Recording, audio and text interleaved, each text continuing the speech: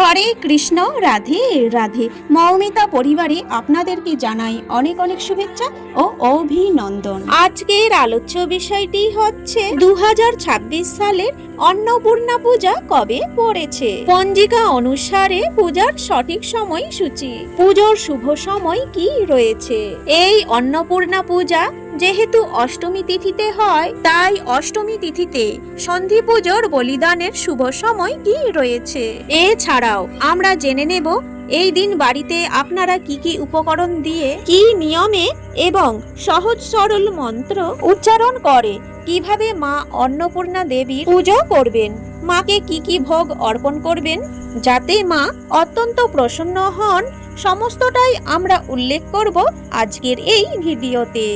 শ্রোতা বন্ধুরা, আজকের এই ভিডিওটি আপনারা প্রথম থেকে শেষ পর্যন্ত মনোযোগ সহকারে শ্রবণ করুন, আপনাদের কিন্তু অনেক ভালো লাগবে। চৈত্র মাসের শুক্লাষ্টমী তিথিতে অন্নপূর্ণা পূজা করা হয়। দেবাদিদেব মহাদেবের ভিক্ষার ঝুলি যিনি অন্ন দ্বারা পরিপূর্ণ করেন, তিনিই হলেন দেবী অন্নপূর্ণা।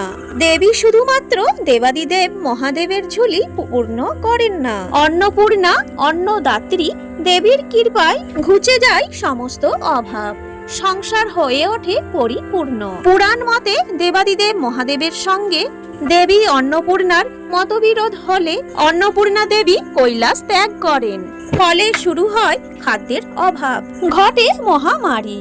ভক্তগণকে সেই বিপদ থেকে উদ্ধারের জন্য দেবাদিদেব মহাদেব সেই ভিক্ষার ঝুলি নিজের কাঁধে তুলে নেন, কিন্তু দেবীর মায়ায় ভিক্ষারও আকাল ঘটে, ভিক্ষাও মেলে না।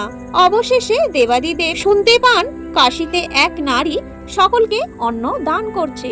দেবীকে চিনতে মহাদেবের একটুও দেরি হয় না। অবশেষে মহাদেব দেবীর কাছে ভিক্ষা গ্রহণ করে ভক্তগণকে মহামারী এবং খাদ্য অভাব থেকে রক্ষা করেন। চৈত্র মাসের শুক্লাষ্টমী তিথিতে কাশীতে দেবী অন্নপূর্ণা আবির্ভূত হন। নিষ্ঠা ভরে দেবীর আরাধনায় সংসার হয়ে ওঠে পরিপূর্ণ। তাহলে চলুন বন্ধুরা, এইবারে আমরা জেনে নেব এই বছর অর্থাৎ 2026 সালে অন্নপূর্ণা পূজা কবে পড়েছে। 11ই চৈত্র, 26শে মার্চ বৃহস্পতিবার, যেদিনে বাসন্তী পূজার অষ্টমী রয়েছে, সেই দিনেই অন্নপূর্ণা পূজা করতে হবে আপনাদের। অষ্টমী তিথি কখন থেকে শুরু হচ্ছে? অষ্টমী তিথি শুরু হচ্ছে 10ই চৈত্র 25শে মার্চ বুধবার বিকেল 4:47 থেকে। অষ্টমী তিথি শেষ হচ্ছে 11ই চৈত্র 26শে মার্চ বৃহস্পতিবার দুপুর 2:28। এই পরিস্থিতিতে উদয় তিথি অনুযায়ী আপনাদেরকে কিন্তু 26শে মার্চ বৃহস্পতিবার এই দিনেই বাড়িতে অন্নপূর্ণা পুজো করতে হবে। এই দিনটি অত্যন্ত শুভ দিন, মা লক্ষ্মীরও পূজার দিন বৃহস্পতিবার, তাই অবশ্যই এই দিনে অন্নপূর্ণা দেবীর পুজো করবেন প্রত্যেকে। এই দিনে সন্ধি পুজোর শুভ সময় থাকছে দুপুর 2:04 থেকে শুরু করে দুপুর 2:52 মধ্যে। তবে যেহেতু বৃহস্পতিবার আপনারা মা লক্ষ্মীর পুজো করবেন, তাই বেলা 12টার মধ্যে আপনারা পুজো করে নেবেন।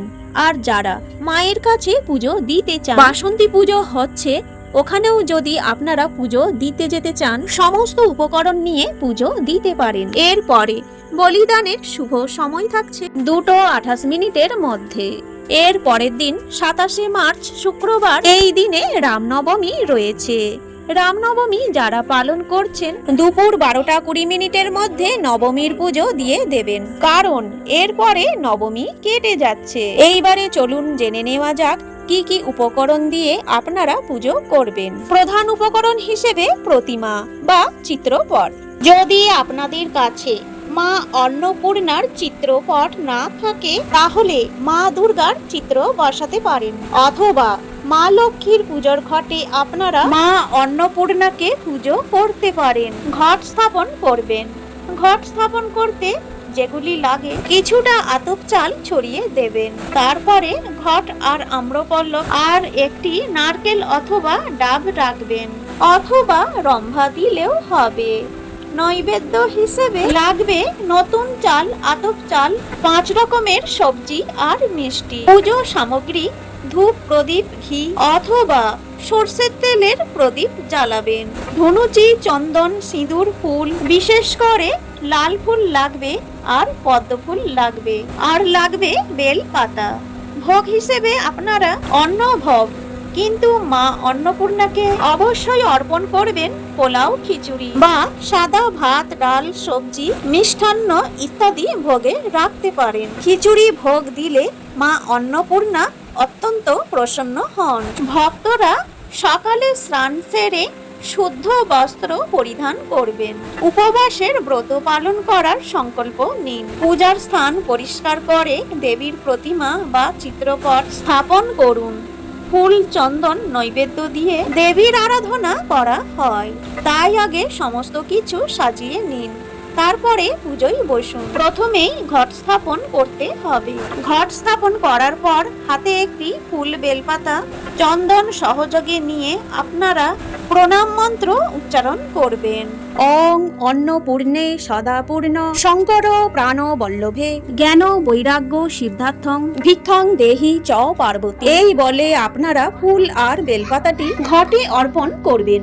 তারপরে মা অন্নপূর্ণাকে সমস্ত নৈবেদ্য গ্রহণ করার জন্য মাকে আর্জি জানাবেন এবং তারপরে ফুল আর বেলপাতা নিয়ে পুষ্পাঞ্জলির মন্ত্র জপ করবেন। ওং হ্রিং নমো ভগবতী মাহেশ্বরী অন্নপূর্ণে সাহা। এই মন্ত্র 3 বার করে উচ্চারণ করবেন এবং 3 বার করে ফুল বেলপাতা দেবীর উদ্দেশ্যে অর্পণ করতে হবে। তারপরে আপনারা ধূপ দীপ দেখিয়ে আরতি করবেন এবং আপনাদের পুজো সম্পূর্ণ হবে। এছাড়াও এই দিনে মা অন্নপূর্ণাকে প্রসন্ন করার জন্য অন্নপূর্ণা অষ্টকম পাঠ করতে পারেন। এটি পরিবারের জন্য অত্যন্ত মঙ্গলজনক।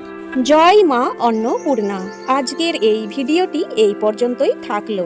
সকলেই ভালো থাকবেন, সুস্থ থাকবেন।